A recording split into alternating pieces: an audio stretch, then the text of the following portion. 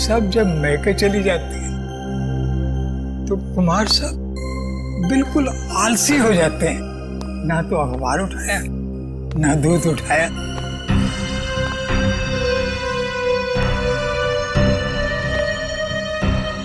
ये ली।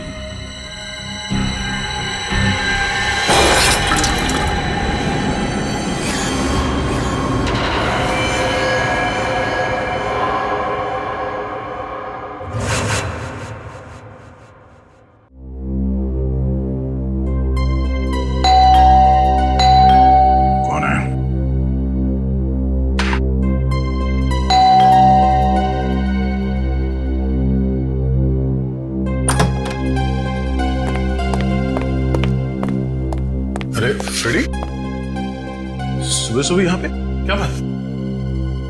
अरे ठीक तो परेशान लग रहे हैं। आप बहुत लकी हो सर।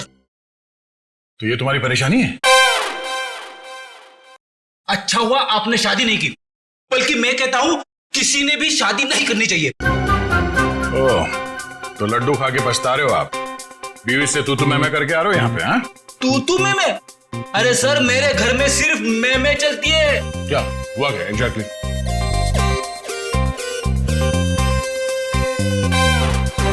कैसी दिखती है मेरी बॉडी? एकदम फिट लगता हूं कि नहीं? हाँ हाँ बिल्कुल फिट है। मगर मेरी पत्नी मुझे फैट कहती है। ओह, अब फिट और फैट के बीच में अंतर है कि नहीं? बिल्कुल। मगर उसे कौन समझाएगा? कल रात को मैं खटिया पे सोने गया तो खटिया टूट गई। हाँ, इसमें मैं क्या करूं? खटिया पुरानी थी। कहने लगी तुम्हारा वेट बढ़ गया है। तुम एक्सरसाइज नहीं करते? तुमने एक्सरसाइज करना छोड़ दिया? टाइम कहां से निकालूं सर? दिन में सीआईडी की ड्यूटी, शाम को वाइफ की ड्यूटी। अब इस बीच में मैं जिम कब जाऊं सर? मैंने उससे कहा कि तू शाम को अकेली बाजार जाया कर ताकि मुझे जिम जाने के लिए वक्त मिले, लेकिन नहीं, भड़क गई मेरे पे। कहने लगे कि तू पहले तो बहुत टाइम निकालता था, मेरे इर्द गिर्द भौरे की तरह घूमता था, लेकिन अभी 1 घंटे की फुर्सत भी नहीं है तुम्हारे पास। मैं क्या करूं सर? ये तो बहुत गलत हुआ, कुछ करना पड़ेगा। एक काम करते हैं, भाभी को फोन लगा के बात करता हूं मैं उनसे। अरे नहीं सर। क्या हुआ? मरवा दोगे? क्यों? अगर उसे पता चला ना कि मैं कंप्लेंट लेकर आपके पास आया हूं तो वो मायके चली जाएगी घर की चाबी लेकर, और फिर मुझे आपके घर में ही रहना पड़ेगा। ओह, मतलब मामला सीरियस है, रिस्क नहीं ले सकते हैं। क्या करेंगे? सिवाय अफसोस के मैं तो कुछ नहीं कर सकता। मेरे पास एक उपाय है। क्या? भाभी को लगता है कि तुम फैट हो, फिट नहीं हो, है ना? तो तुम फिट हो जाओ। कैसे? एक्सरसाइज करके। और ऐसी एक्सरसाइज बताऊंगा जो तुम ऑफिस में बैठे बैठे भी कर सकते हो। मगर हाँ, जब फुर्सत मिले तभी करना, नहीं तो इसी बीच आपको पता चल गया ना तो तुम्हें नौकरी से निकाल देंगे। अरे, है ना? एक मिनट। हाँ, हेलो, क्या? कहां पे?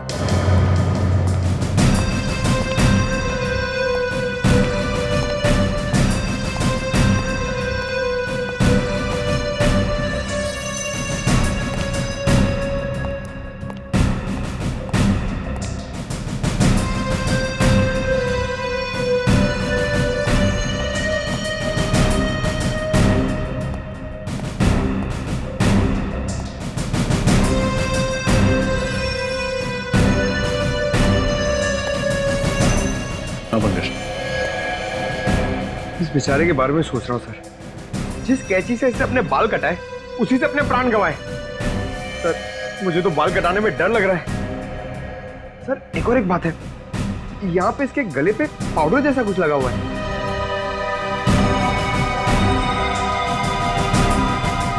हाँ शंभू जी, बताइए क्या हुआ यहाँ पर? क्या देखा आपने? साहब रोज मॉर्निंग वॉक पे जाया करते थे और आते वक्त हमेशा दरवाजे पे लगा हुआ अखबार उठा लेते थे। आज सुबह जब मैं काम पर आया तो मैंने देखा अखबार वैसे ही दरवाजे पे लगा हुआ है। तो मैंने सोचा कि साहब सो रहे होंगे, तो मैं फिर उनके लिए चाय बनाकर जब उनके रूम में जाने लगा तो मैंने देखा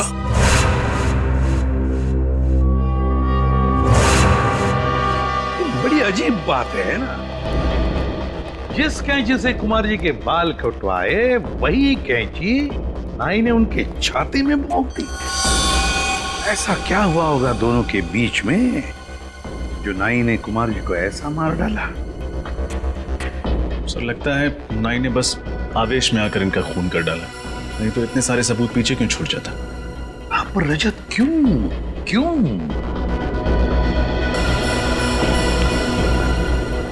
समझे एक बात बताओ, आपके कुमार साहब करते क्या थे? ये छोटे छोटे धंधे वाले जो लोग हैं ना, उनको कर्जा दिया करते थे। अच्छा, कर्जा देते थे।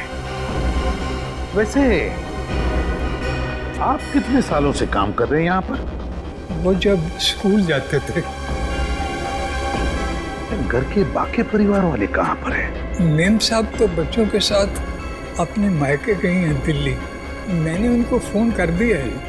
एक बात बताओ, क्या कुमार जी अपने बाल घर पर ही कटवाते थे? नहीं साहब, पहले ऐसा कभी नहीं हुआ। वो तो हमेशा सैलून में जाके बाल कटवाया करते थे। मतलब पहली बार उन्होंने घर में बाल कटवाए? इतनी रात गए?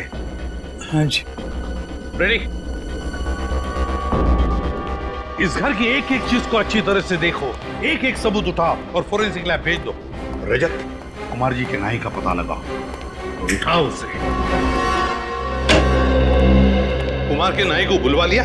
हाँ सर, इसका नाम सुंदर है और पिछले 4 सालों से कुमार के बाल यही काट रहा था। ये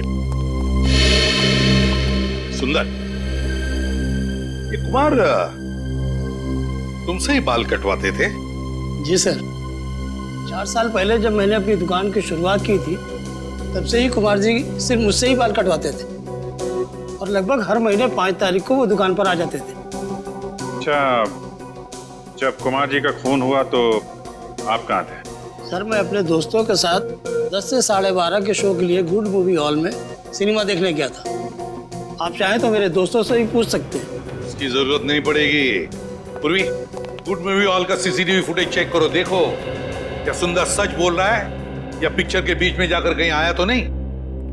पंकज, जब तक फुटेज चेक नहीं होता चाय कॉफी पिलाओ इसे। हैं?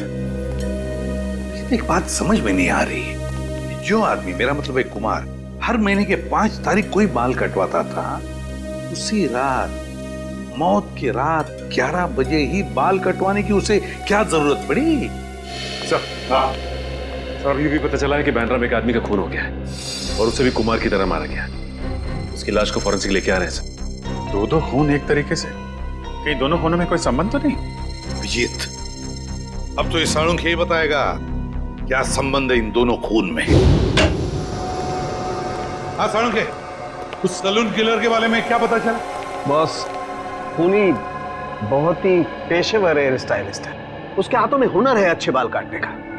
सालुंखे साहब, क्राइम सीन पर जो सारी चीजें मिली थी, कपड़े, कैंची, बाल, उनसे कुछ और पता चला? कुछ खास नहीं रजत। खूनी इतना होशियार है कि उसने जरा भी, बिल्कुल भी अपनी उंगलियों का निशान नहीं छोड़ा कहीं भी।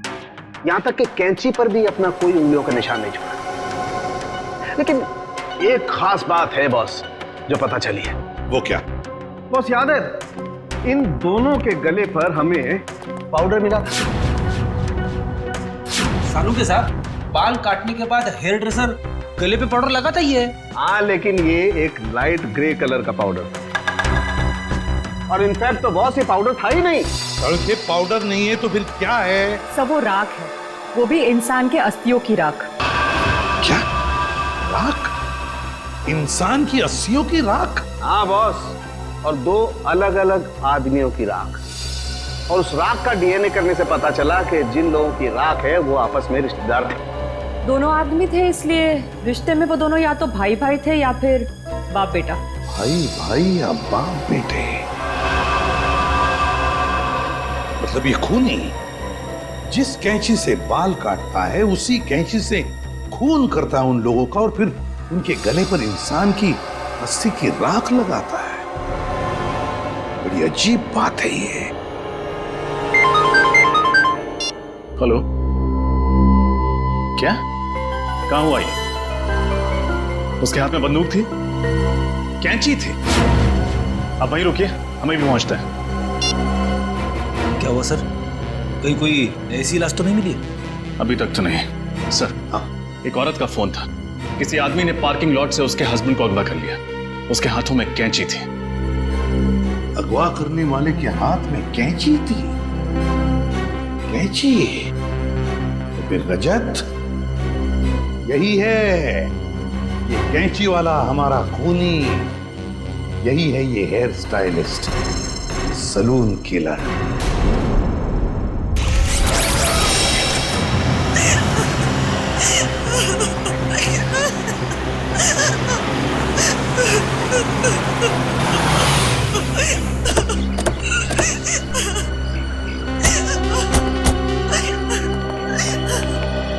आपने सीआईडी ब्यूरो पे फोन किया था मैडम?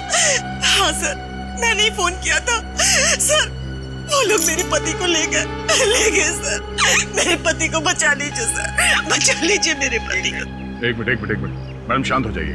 आप ठीक से बताइए हुआ क्या, कौन ले गया आपके पति को? मुझे नहीं पता सर, मैंने उसे पहली बार देखा था। उसने अपने मुंह पर रुमाल बांध रखा था। मेरे पति जैसे ही गाड़ी से निकले, पता नहीं कहां से वो सामने आ गया और मेरे पति के मुंह पर रुमाल रखकर उन्हें बेहोश कर दिया। मैंने उन्हें बचाने की कोशिश भी की सर, लेकिन उस आदमी के हाथ में कैंची थी। ये देखिए सर, उसने मुझ पर भी वार किया, सो मैं डर गई और उसने मेरे बेहोश पति को गाड़ी में बिठाकर पता नहीं कहां ले गया। सर, मेरे पति को बचा लीजिए सर, बचा लीजिए सर मेरे पति को। एक मिनट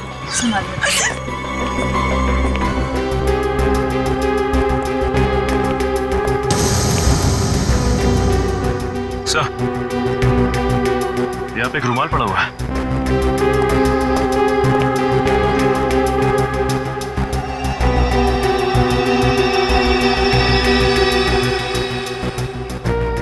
मैम, क्या ये कपड़ा इस्तेमाल किया गया था आपको पति को बेहोश करने के लिए? हाँ सर, ये वही कपड़ा है। सर, क्लोरोफॉर्म का इस्तेमाल किया। लगता है सैलून किलर बड़ी तैयारी के साथ आया था यहाँ पे। Salon killer? ये सैलून किलर कौन है? इसका मतलब वो मेरे पति को भी मार डालेगा। देखिए प्लीज, आप चिंता मत कीजिए। उससे पहले कि वो आपके पति तक पहुंचे, हम उसे ढूंढ निकालेंगे। देखिए मैडम, आप ये बताइए कि जब वो लोग आपके पति को गाड़ी में डालकर ले गए तो आपने उस गाड़ी का नंबर देखा, कुछ याद है आपको?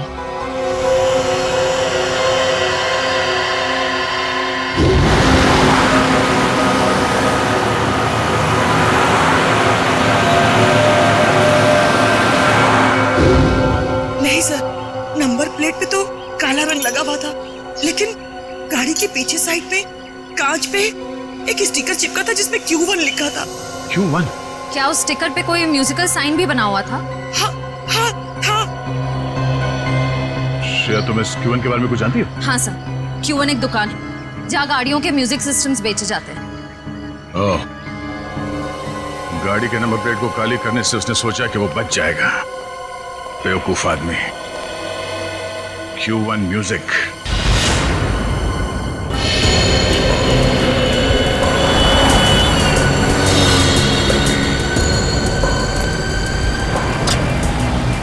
ठीक है, बोलिए सर, मैं आपको किस तरह का म्यूजिक सिस्टम दिखाऊं? हमारे पास में वैसे हर बड़ी कंपनी का है, जो आप चाहें मैं आपको दिखा सकता हूँ। वो सब छोड़िए सर, ये बताइए पहले, ये गाड़ी कौन सी है आपकी? सीआईडी की गाड़ी है। सॉरी सर, पहले बताना था आपको। अरे यार, तो फिर फटाफट देख के बताओ अपने रिकॉर्ड में कि लेस्कॉट गाड़ी में आपने कुछ लगाया म्यूजिक सिस्टम वगैरह? जी सर। जी हाँ सर, इस तरह की 4 गाड़ियों में मैंने ऑडियो सिस्टम फिट किया है। सिस्टम का जवाब नहीं सर, मार्वलस। इसकी जितनी भी तारीफ कर रहे हैं सर, बहुत ही कम है। इसका नंबर देंगे आप? नंबर निकालिए। निखिल, पता करो ये गाड़ियाँ किसके नाम पे रजिस्टर्ड हैं और इनके पते क्या हैं। उन्हीं में से कोई है। सर, सब जगह देख लिया, बस ये आखिरी जगह बची है। हाँ निखिल, पिछले 3 जगहों पे तो कोई सुराग नहीं मिले। देखिए यहाँ कौन मिलता है। अरे ताला लगा हुआ है।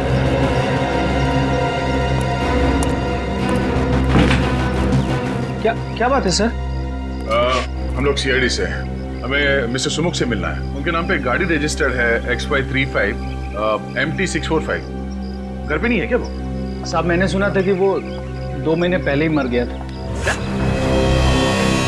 सुमुख 2 महीने पहले मर चुका है? जी साहब। और आपको? सर मेरा नाम सनी है सर, मैं इसी खुली में रहता हूँ सर। मैंने सुना था कि दोनों बाप बेटे ने आत्महत्या कर ली थी, बेचारे दोनों इसी खोली में जल के मर गए थे।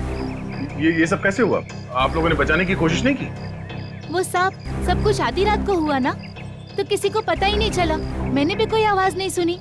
आप साहब मेरा नाम कांता है, मैं बाजू वाली खोली में रहती हूँ। अच्छा ये सुमुख की जो गाड़ी है वो कहाँ है? गाड़ी? क्या सुमुख के पास गाड़ी थी? साहब हमने तो कभी नहीं देखी, और सुमुख तो चल ही नहीं पाता था साहब, तो गाड़ी कैसे चलाता? सुमुख चल नहीं पाता था? जी नहीं। मधुसूदन को जिस गाड़ी में किडनैप किया गया वो गाड़ी सुमुख के नाम पर रजिस्टर्ड है, और सुमुख चल नहीं सकता था। ये क्या राज है तो दरवाजा खोलने के बाद ही पता चलेगा।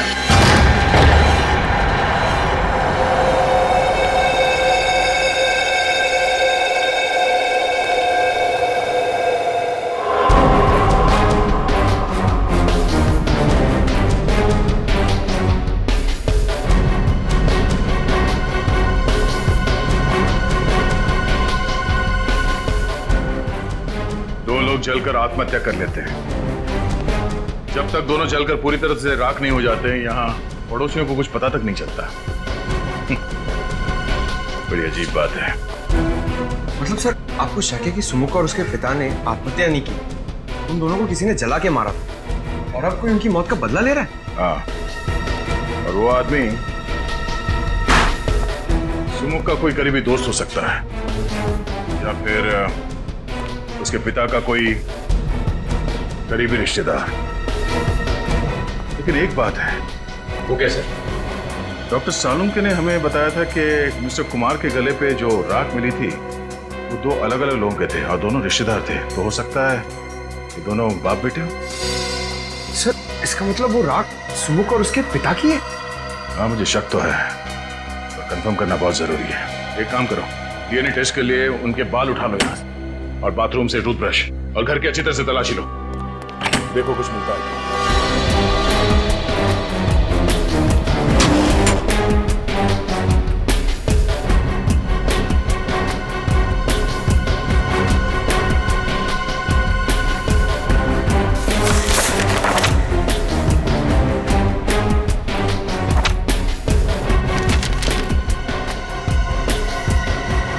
सर ये एनवलप मिला है सर।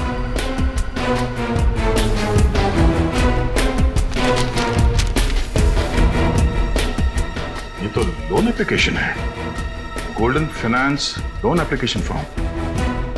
गोल्डन फाइनेंस तो प्राइवेट फाइनेंस कंपनी है, कोई बैंक नहीं है। और ये फाइनेंस कंपनी का लोन एक्नॉलेजमेंट लेटर 2 महीने पहले का है, सुमुख के मरने से 2 महीने पहले का। हाँ दारिका, क्या पता चला? तो सुमुख के घर से जो टूथब्रश और बाल के सैंपल आप लोगों ने भिजवाए थे, उसकी डीएनए टेस्ट की रिपोर्ट आ गई है। और नतीजा? Perfect match. दोनों लाशों के गले पे पाई गई राख सुमुख और उसके पिताजी की ही है। मतलब मेरा शक सही निकला। कोई तो है जो सुमुख और उसके पिता की मौत का बदला लेना चाहता है। लेकिन सर ये समझ में नहीं आता कि मिस्टर पार्थ और मिस्टर कुमार को मारने से पहले खूनी ने उनके बाल क्यों काटे? एक क्राइम सीन को एक सैलून का रूप क्यों देना चाहता है? अरे सबसे पहले हमें यह पता लगाना चाहिए कि ऐसे कौन करीबी लोग हैं सुमुख और उसके पिताजी के जो उनकी मौत का बदला लेना चाहते हैं, और फिर इन दोनों ने आत्महत्या क्यों की? सर ऐसा भी तो हो सकता है कि किसी ने उन दोनों को मार डाला हो और आत्महत्या दिखा रहा हो। और सर मिस्टर पार्थ और मिस्टर कुमार को खूनी ने उनके घर में ही मारा, लेकिन मिस्टर मधुसूदन को उसने अगवा कर लिया जानबूझकर। हो सकता है मधुसूदन को किसी खास जगह ले जाकर के मारना चाहता हो। आदे अच्छा, गोल्डन फाइनेंस कंपनी के ठीक है। सुमुख ने मरने से पहले गोल्डन फाइनेंस कंपनी से लोन लेना चाहा था, गोल्डन फाइनेंस कंपनी।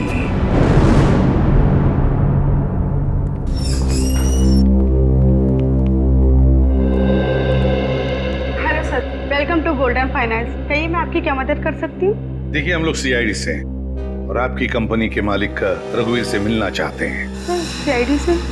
क्या बात है सर? हमें उनसे कुछ पूछताछ करनी। कहाँ है वो? सर, रघुवीर सर तो नहीं है और आज वो ऑफिस में भी नहीं आने वाले। क्यों नहीं आने वाले? सर, उनके पार्टनर मिस्टर पार्थ की हत्या हुई थी तो आज उनकी शोक सभा है, तो सर वहीं पे गए हैं। पार्थ? ये वही पार्थ तो नहीं जिनका बांद्रा में खून हो गया? जी सर, वही। अच्छा, क्या पार्थ और रघुवीर कंपनी में पार्टनर्स थे? काफी समय से वो दोनों साथ में काम कर रहे थे और ज्यादातर फैसले मिस्टर पार्थ ही लिया करते थे। Thank you very much. Okay sir. पता लगाना पड़ेगा ये सुमुख पार्थ को जानता कैसे था और फिर उसने पार्थ को मारा क्यों। मैं बिल्कुल अकेली रह गई। आपके बिना मेरे जीवन का कोई मतलब नहीं। मैं कैसे जीऊंगी? एक्सक्यूज मी, रघुवीर। मिस्टर रघुवीर, प्लीज। ठीक है, मैं ही रघुवीर। माफ करना, इस समय आपको डिस्टर्ब कर रहे हैं हम लोग सीआईडी से हैं। मिस्टर पार्थ आपके बिजनेस पार्टनर थे? जी हाँ सर, 20 साल पहले मैंने एक कंपनी शुरू की थी जो पिछले 10 साल से घाटे में जा रही थी। पार्थ अगर उसे ज्वाइन नहीं करता तो कंपनी डूब जाती सर। मैं रोड पे आ जाता। बहुत अच्छा आदमी था सर। अच्छा, आपने कभी किसी मिस्टर कुमार या मधुसूदन का नाम सुना? नहीं सर, मैं इन दोनों लोगों से नहीं मिला, ना ही कभी पार्थ के मुंह से इनका नाम सुना है। लेकिन क्या हुआ सर? मिस्टर कुमार का भी खून ठीक उसी तरह से हुआ है जैसे मिस्टर पार्थ का हुआ है और हमें शक है कि मधुसूदन को भी उसी खूनी ने अगवा किया है। खैर, अब ये बताइए कि आपको किसी पे शक है? नहीं सर, मुझे किसी पे शक नहीं है। पार्थ बहुत ज्यादा प्रोफेशनल था, वो अपने घर और काम से मतलब रखता था। ना तो उसकी कोई बुरी सोबत थी और ना ही उसे कोई बुरी आदत थी। मिस्टर पार्थ ने कभी सुमुख नाम के किसी आदमी के बारे में कुछ बताया आपको? सुमुख? हाँ, सुमुख नाम के एक आदमी ने हमारी कंपनी में एक लोन के लिए अर्जी दी थी, 25 लाख रुपए की। लेकिन पार्थ ने उसे रिजेक्ट कर दिया था। ओह, और उन्होंने ऐसा क्यों किया था, कुछ पता है? नहीं सर, लेकिन एक बात जरूर है, पार्थ को अगर लगता था कि कोई आदमी हमारा पैसा नहीं लौटा पाएगा तो वो उसकी अर्जी नामंजूर कर देता था और उसका ये फैसला हमेशा ठीक होता था सर। इसीलिए हमारी कंपनी फायदे में चल रही थी। थैंक यू रघुवीर, थैंक यू। तो शायद सुमुख ने मिस्टर कुमार और मधुसूदन इन दोनों से भी कर्जा मांगा होगा। वैसे उनकी तो कोई भी फाइनेंस कंपनी नहीं थी। लेकिन कभी कभी बिजनेसमैन ऊंचे ब्याज पर कर्जा दे दिया करते हैं। एक काम करो, मिस्टर कुमार और मधुसूदन इन दोनों के परिवार वालों को और उनके ऑफिस में जितने लोग काम करते हैं उन सबको ब्यूरो बुलाओ। सर, ये कुमार जी की पत्नी है और ये मधुसूदन जी की पत्नी है। और सर, ये दोनों मधुसूदन जी के कंपनी में काम करते हैं। सर, मेरे पति का कुछ पता चला? वो सही सलामत तो है ना? देखिए, आप बिल्कुल चिंता मत कीजिए, आपके पति को हम सही सलामत वापस ले आएंगे। हम पूरी कोशिश कर रहे हैं। वैसे मिस्टर कुमार छोटे छोटे बिजनेस में इन्वेस्ट करते थे, है ना? और मिस्टर पार्थ की कंपनी लोगों को बिजनेस के लिए पैसे उधार देती थी। तो क्या वैसे ही मधुसूदन जी भी व्यापारियों को पैसे उधार देते थे, लोन देते थे? जी हाँ सर, वैसे तो हमारा टेक्सटाइल का बिजनेस है, लेकिन मेरे पति लोगों को बिजनेस के लिए प्राइवेट लोन भी दिया करते थे। आप लोग मधुसूदन जी के ऑफिस में काम करते हैं, जरा याद करके बताइए, कोई सुमुख नाम का आदमी आया था क्या उनसे लोन मांगने के लिए? हाँ सर, 3 महीने पहले मिस्टर सुमुख की लोन एप्लीकेशन आई थी। लेकिन सर सर ने उसे लोन देने के लिए मना कर दिया था। ये सुमुख तो मर चुका है और यहाँ तक कि उसके पिता की भी मौत हो चुकी। तो फिर कौन है जो ये सब कर रहा है? कोई ऐसा आदमी जो सुमुख और उसके पिता की मौत का बदला लेना चाहता है, करीबी रिश्तेदार या दोस्त। हाँ अभिजीत, पता लगाना ही पड़ेगा इनके रिश्तेदार और दोस्तों के बारे में, पता लगाना ही पड़ेगा। शोभा जी, तो आप मालकिन इस चौल की? होई साहिब, गरीब और मुसीबत के मारे लोगों की मदद करती हूँ, उनको खोली भाड़े पे देती हूँ। वो Sahib social service. Social service? Social service करते करते यहाँ पे रहने वाले लोगों की पहचान पत्र की कॉपी नहीं लेती आप? राशन कार्ड वगैरह कुछ नहीं मिला हमें यहाँ से जिससे सुमुख और उसके पिताजी के बारे में कोई जानकारी मिल सके? अरे साहिब, सब गरीब लोगों के पास किधर होता है पहचान पत्र? आपके पास उनका कोई फोटोग्राफ है? नहीं साहिब, सुमुख और उसके पिताजी 4 महीने पहले आए थे। साहिब, उसका लड़का विकलांग था, ठीक से चल भी नहीं पाता था। मैंने तो उसको खोली देके उसकी मदद की। साहिब, वो बाप बेटा दोनों जलकर मर गए। अरे उसके बाद पुलिस का कितना लफड़ा झेला मैंने। अच्छा, आप लोग यहीं पे रहते हैं? किसी को तो इस खोली में आते जाते देखा होगा? नहीं। और आपने? सर मैं तो यहाँ 3 महीने पहले ही रहने आया हूँ। मुझे तो कुछ भी मालूम नहीं है।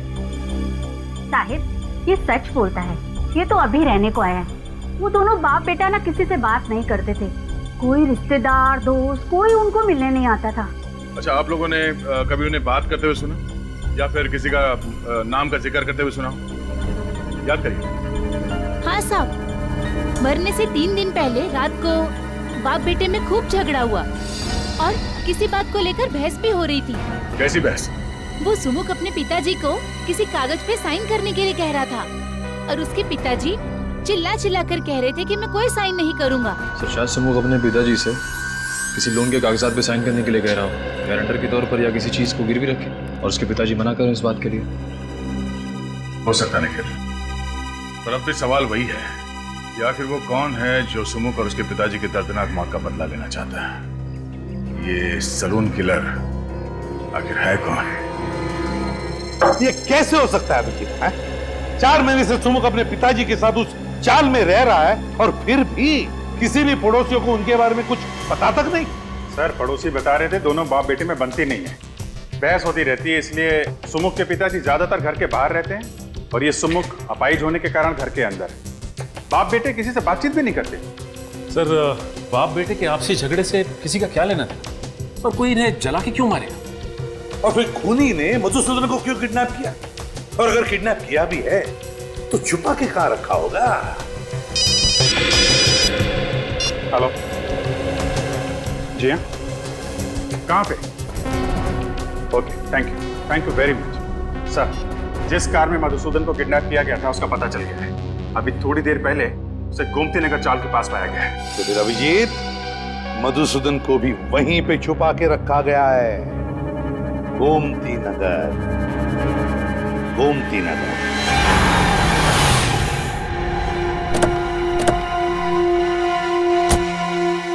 यहां से हमें पैदल ही जाना होगा, लेकिन सावधान रहना, खूनी कभी भी कोई भी हरकत कर सकता है। इस बार वो हमारे हाथों से बचना नहीं चाहिए।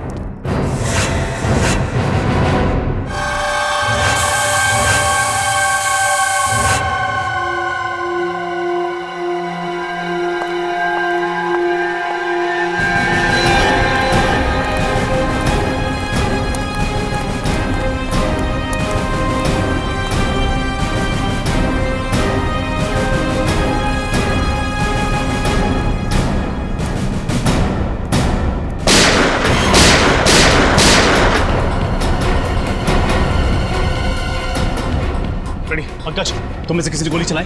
नहीं सर, मैंने तो गोली नहीं चलाई। नहीं सर, मैंने नहीं चलाई। तब तो ये जरूर उसे खूनी का काम होगा। जिस दिशा से गोली की आवाज आई है उधर आ जाओ।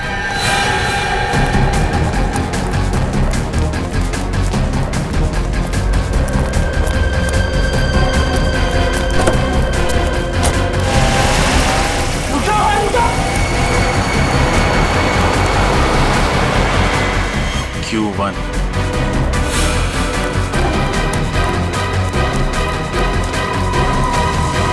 साहिब, जिंदा इसे संभालो।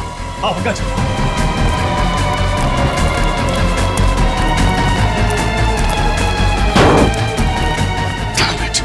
होनी को पता चल गया था कि हम यहाँ पहुंच चुके हैं। वापस चलो।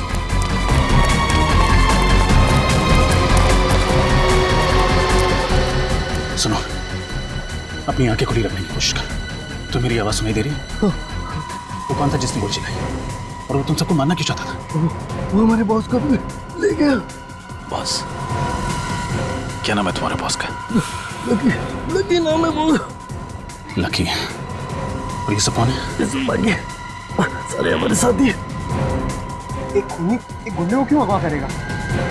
सुनो, इसने मुजरिम को देखा है। हर हाल में इसका बचना जरूर है। हॉस्पिटल ले जाओ इसे। चलो हाँ, जल्दी जल्दी।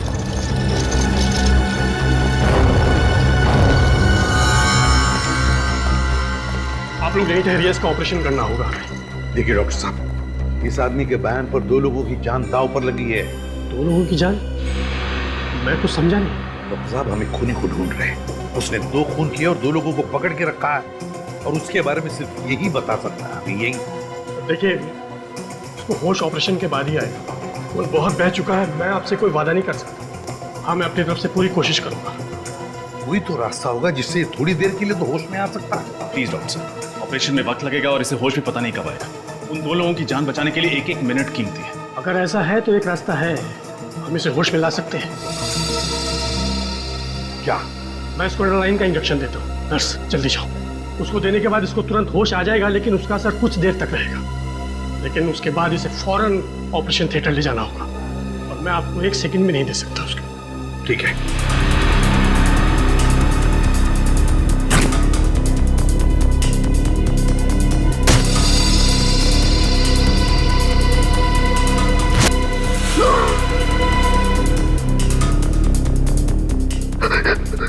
क्या हुआ? मैं कहा हूँ? चौल में किसी ने तुम पर गोली चलाई थी। कौन था वो आदमी? सुमुख का भूत लकी भाई को उठा ले गया। सुमुख का भूत? हाँ, लकी भाई ने उसे मार दिया था। अब वापस आ गया। ये बेहोश हो गया है, इसको ऑपरेशन के लिए ले जाना होगा। चलो।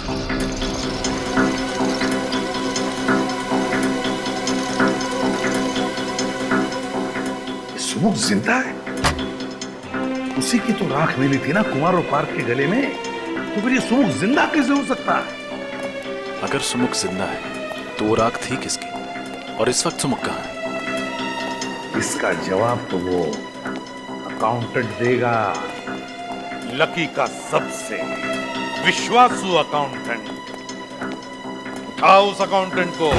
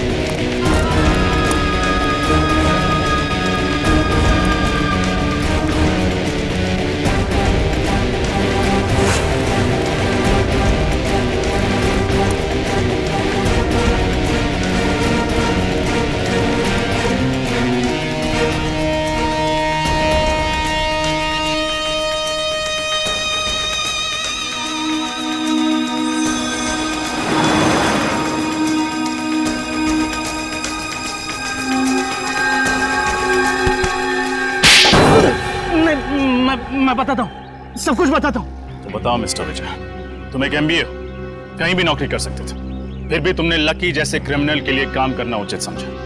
उसके गैर कानूनी धंधों का हिसाब किताब तुम ही संभालते हो ना?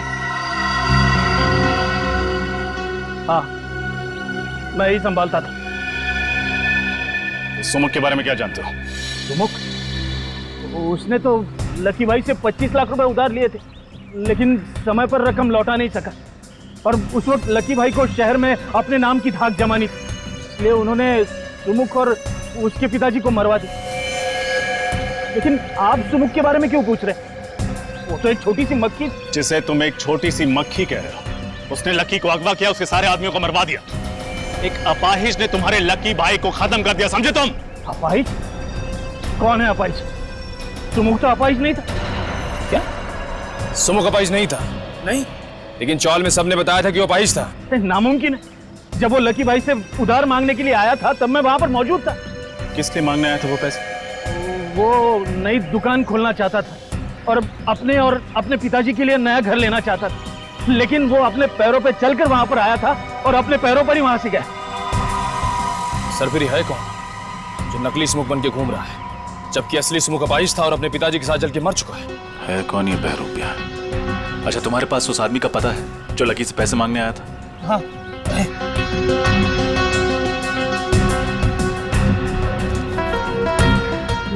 मांडवा गली खोली नंबर 4। मांडवा गली खोली नंबर 4। ये तो वही चौल है जहां पे हम लोग जाके आ चुके हैं। ये वही जगह है जहां लकी ने अपने गुंडों को भेजा था सुमुख और उसके पिताजी को जला के मार डालने के लिए। एक मिनट, मेरे पास उस नई जगह का भी पता है। सुमुख ने दुकान बनाने के लिए इस जगह को भाड़े पे लिया था। 12 मयूर चौक, नविहार लेन। नविहार लेन, उसकी दुकान चलता है। बहुत कर ली उसने दुकानदारी। तुम पागल हो गए हो क्या? ये क्या बेवकूफी है? देखो मुझे जाने दो, मैंने तुम्हारी मदद की हो, तुमने मुझे जबरदस्ती बांध के रखा हुआ है। देखो देखो, सारा किया धरा इस लड़की का है।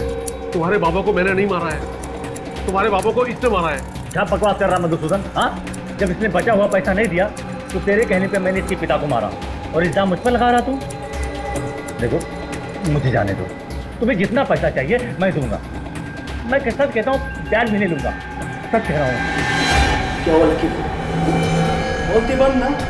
सर मेरा नाम सनी है सर, मैं इसी खुली में रहता हूँ। हाँ? और आप?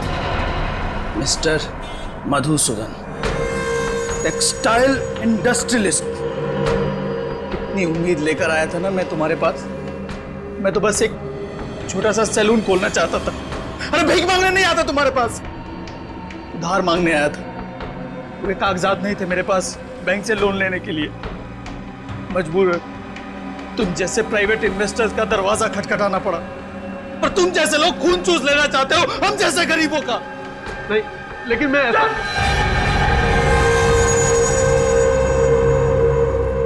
लकी भाई, एक किस्त देने में देर कर देने पर कोई किसी के बाबा और उसके निर्दोष बेटे को चलाकर मार सकता है क्या? हाँ? गलती है, माफ कर दो प्लीज। अब मैं माफी मांग रहा हूँ। इसके बहकावे में आ गया था मैं, इसके मधुसूदन के, इसीलिए मैंने किया था। लेकिन सुनो, मुझे एक बात समझ में नहीं आई। मैंने तुम्हें और तुम्हारे पिता को जलाकर मार डाला था, तुम जिंदा कैसे बच गए? तुम्हारे बेवकूफ गुंडों ने मुझे नहीं मारा, मेरी जगह मेरे निर्दोष अपाहिज भाई को जलाकर मार दिया, समझे? क्या? तुम्हारा छोटा भाई भी था? मेरा छोटा भाई भी था, वो चल नहीं सकता था। आखिर क्या दोष था मेरे भाई मृदुल का? उसको सुमुख समझकर इसके गुंडों ने जलाकर मार दिया। मधुसूदन, तुम यही सोच रहे हो ना कि आखिर अभी तक मैंने तुम्हें जिंदा क्यों रखा है? क्योंकि तुम मुझे अच्छा आदमी समझते हो और सिर्फ चेतावनी देकर छोड़ना चाहते थे। चुप! तेरी वजह से मैंने अपने पूरे परिवार को खो दिया है। तुझे बहुत बड़ी सजा दूंगा। तेरी आंखों के सामने मैं लकी का खून करूंगा ताकि तू देख सके कि मरते वक्त कितना दर्द होता है। उसके बाद मैं तुझे मारूंगा ऐसे ही, ताकि तू एक बार नहीं बार बार मर सके। तुम ऐसा नहीं कर सकते लकी, तुम कुछ करो। हाँ मधुसूदन, मैं करता हूँ तुम्हारे अपने लिए कुछ। हाँ देखो प्लीज भेज छोड़ दो प्लीज। सुमुख, सीआईडी, आप लोगों को इस जगह के बारे में किसने बताया? लकी के अकाउंटेंट। और तुम्हारा खेल खत्म। माफ कर दीजिए सर, मैं ऐसा नहीं था सर। बदले की आग में मैं अंधा हो गया था। मैं तो एक सीधी सादी जिंदगी जीना चाहता था। मैं एक हेयर स्टाइलिस्ट बनना चाहता था, लेकिन मेरे बाबा स्कूल टीचर थे। उन्हें मेरा ये बाल काटने का काम पसंद नहीं था, लेकिन मैंने भी ठान ली थी कि मैं हेयर स्टाइलिस्ट बनूंगा। जब मैंने एक सैलून में नौकरी करना शुरू की, मेरे बाबा ने मुझसे रिश्ता ही तोड़ लिया था। और तुम्हारे पिताजी शोभा जी की चौल में चले गए रहने के, और तुम भी उनके पीछे पीछे वहां चले गए और उसी चौल में रहने लगे। हाँ सर, जैसे ही मुझे पता चला कि बाबा और मृदुल वहां रहने लगे तो मैं भी वहां शिफ्ट हो गया। लेकिन मेरे बाबा तो मुझसे गुस्सा थे। उन्होंने चौल में किसी को नहीं बताया कि मैं उनका बेटा हूं, पर मैंने भी ठान ली थी कि अपना खुद का एक सैलून खोलूंगा और बाबा को साबित कर दूंगा कि एक हेयर स्टाइलिस्ट बन के भी एक इंसान कामयाब हो सकता है, उसे इज्जत मिल सकती है। और इसीलिए तुमने लोन लेने के बारे में सोचा? हाँ हाँ सर, पर फिर भी मुझे बैंक से लोन नहीं मिल पाया। एक बार मैंने कोशिश भी की, बाबा को गारंटर के तौर पर लोन के कागजात पर साइन कराने के लिए कहा, लेकिन मेरी उनसे बहस हो गई। ये बात कांता ताई ने भी सुनी थी। पार्थ और कुमार, उन लोगों ने भी मुझे कर्जा देने से मना कर दिया था सर। और आखिर में सलून खोलने के लिए तुमने लकी से पैसे उधार लिए, क्यों? हाँ सर, और मेरा सैलून ठीक ठाक चलने भी लगा था। बस एक किस्त देने में देर कर दी थी। लकी ने अपने गुंडे बेचकर मेरे बाबा और मेरे छोटे अपाहिज भाई को जलाकर मार दिया था।